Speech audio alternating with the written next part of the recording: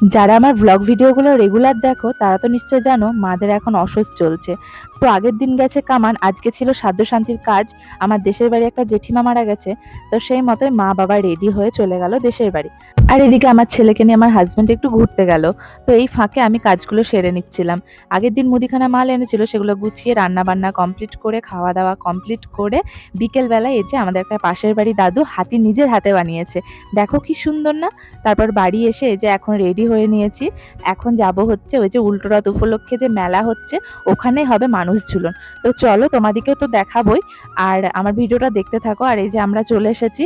আর একটা ভিডিওতে তো সব সম্ভব না মানুষ ঝুলন দেখানো, তো যে কটা পেরেছি তোমাদের সঙ্গে শেয়ার করেছি। আর এই যে বিকেলবেলায় যে হাতিটা বানিয়েছিল না, সেই হাতিটাই দেখো কি সুন্দর লাগছে না, আর কত সুন্দর সুর নাড়াচ্ছে। তারপর এই যে একটা উল্টো রথ, আর তারপরে এই যে দেখো কত সুন্দর সুন্দর মানে মানুষ ঝুলন হয়েছে।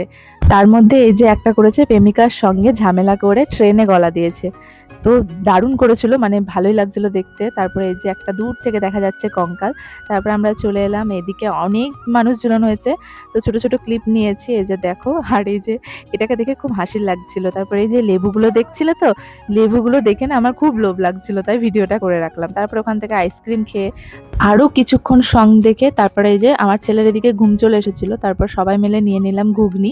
এখন ঘুগনিটা খাওয়া কমপ্লিট করে একটা পপকর্ন হাতে নিয়ে পপকর্নটা খেতে খেতে উঠে পড়লাম টোটোতে। এখন যাব বাড়ি। আর বাড়ি ফিরতে আমাদের অনেকটা রাত হয়ে গেছিল, প্রায় 10:30টার কাছে। তাই বাড়ি ফিরে কি রান্না করব ভেবে পাচ্ছিলাম না।